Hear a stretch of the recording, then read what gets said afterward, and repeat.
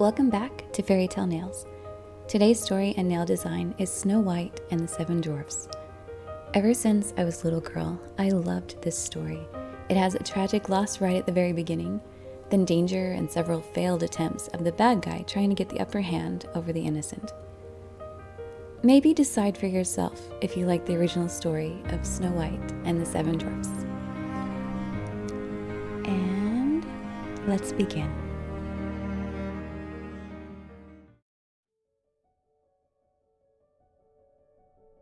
Once upon a time, a queen sat sewing by her window.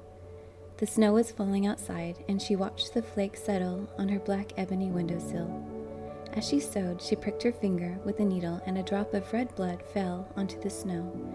She thought to herself, "I wish I had a daughter, with skin as white as snow, with lips as red as this blood, and with hair as black as this ebony." By and by, her wish came true, and she gave birth to a baby girl whom she called Snow White. But the queen died when her baby was born, and not long afterwards the king married again. The new queen was very beautiful, but she was an evil woman, and could not bear the idea that anyone might be lovelier than she. A magic mirror hung in her room, and each day she would look in it and ask, "Mirror, mirror on the wall, who is the fairest of us all?" And the mirror would reply, "You, O Queen, are fairer than all." The years went by, and each day Snow White grew more beautiful, until one morning, when the queen looked yet again into her mirror and asked, "Mirror, mirror on the wall, who is the fairest of us all?" It replied, "You are fair, O Queen, it's true, but Snow White is fairer far than you."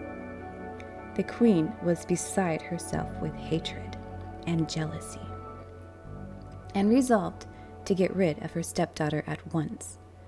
She sent for a huntsman and ordered him to take the girl deep into the forest and kill her, and bring back her heart as proof that she was dead. The huntsman rode with Snow White into the deepest part of the forest, but when he took out his knife to kill her, he was so touched by the girl's beauty and gentleness that he could not plunge its blade through her heart. "I cannot kill you myself," he said.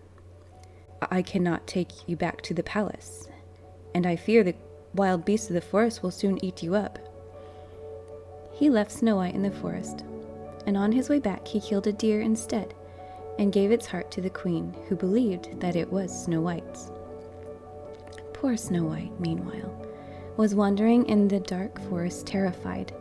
The wild beasts watched her as she stumbled through the trees, but they did not touch her.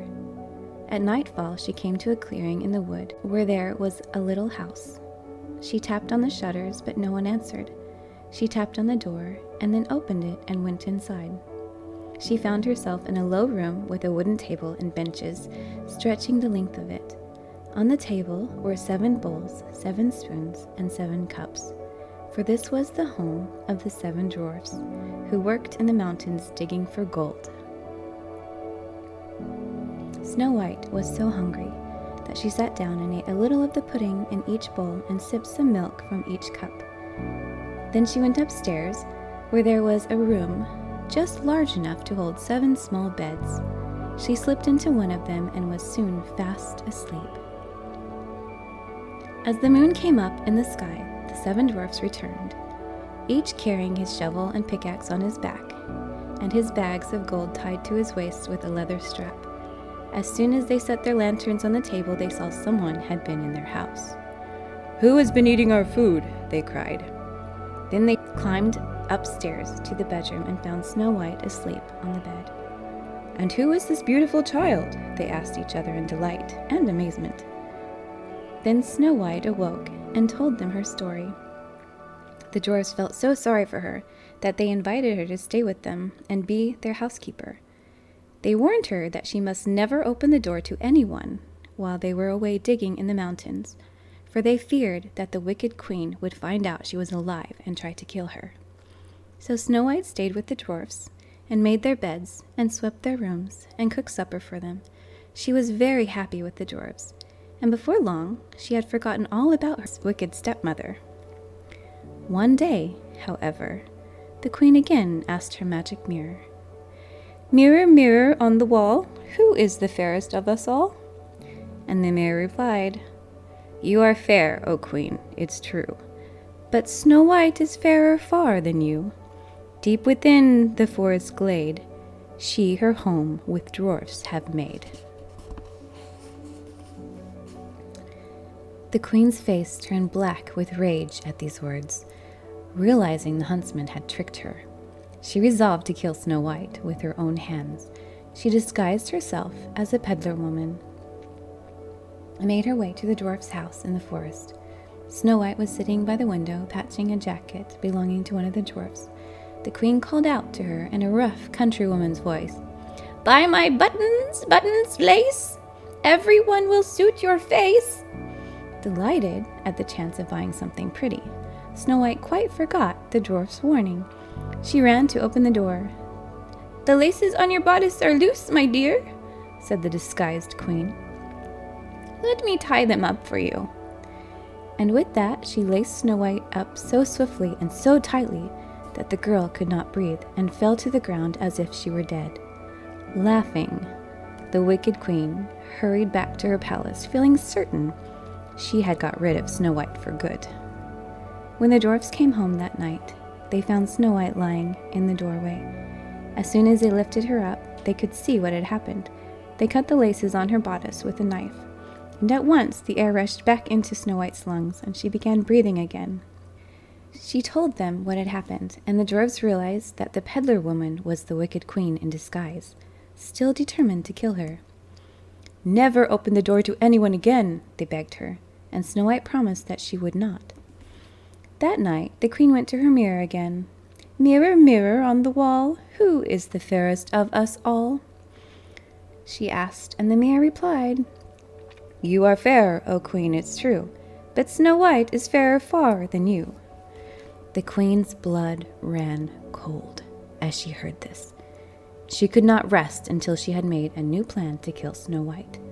Again, she disguised herself as a peddler woman, but this time she looked completely different and much younger.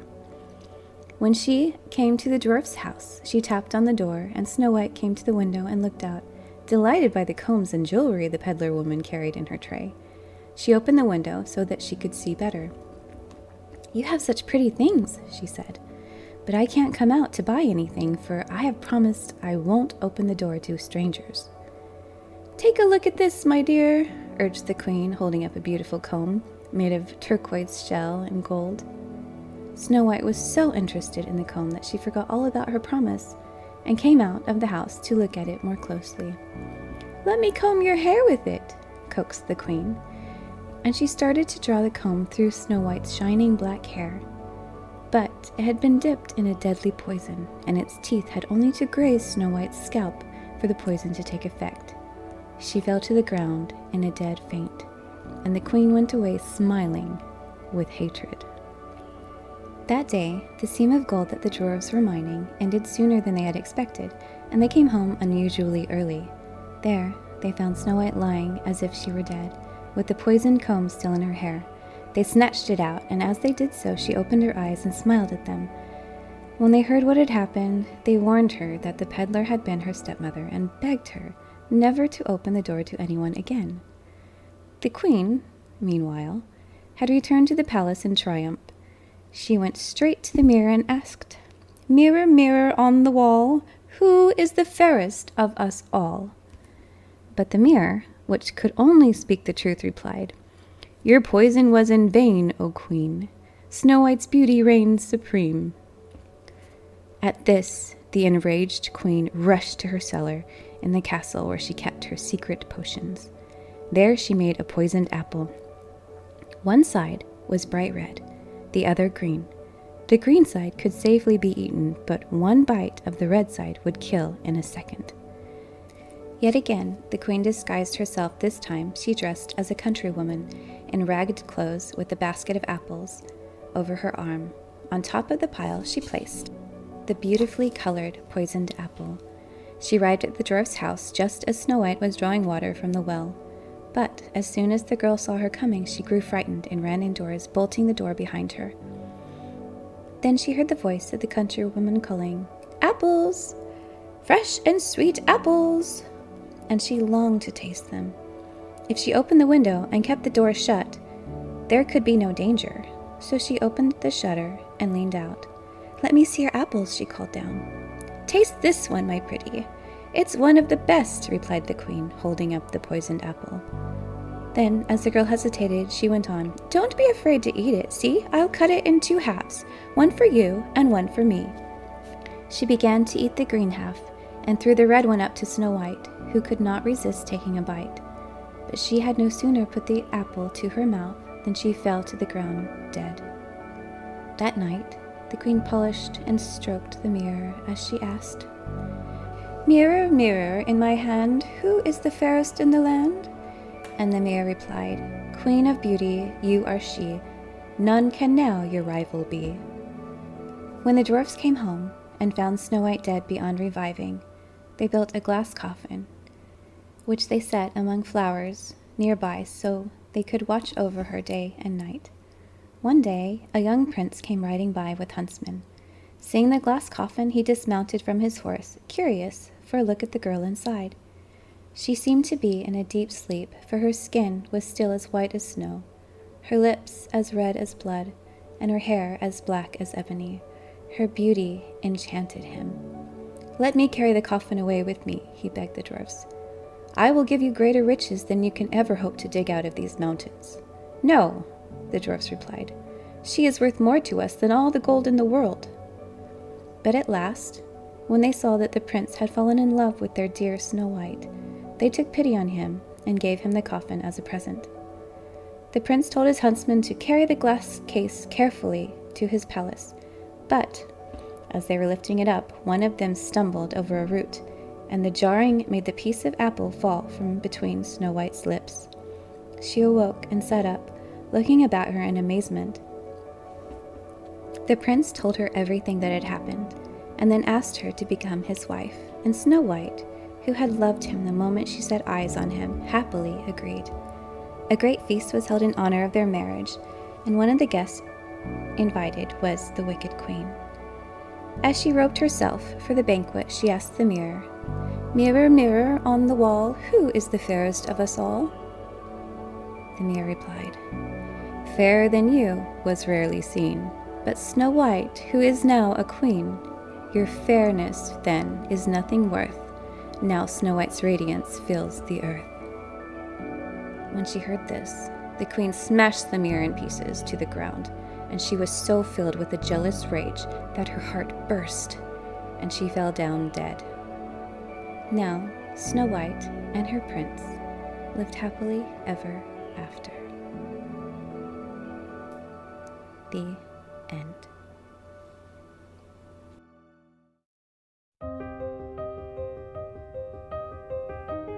Thanks so much for watching this episode of Fairy Tale Nails. I really enjoyed reading the story and creating this nail design. I hope you enjoyed it too. The next episode and nail design is Puss in Boots. Do you know the real story of Puss in Boots? I'm not sure I do. So we will discover it together. If you have any ideas for nail designs, please comment below, and please let me know what your favorite fairy tale story is. I would love to be able to bring back the old original fairy tales, the good ones and the tragic ones. So please consider hitting the like button and subscribe, and that way YouTube will hopefully take notice and send it out to others across the YouTube world. Thank you so much for watching. I can't wait to see what our next design will be.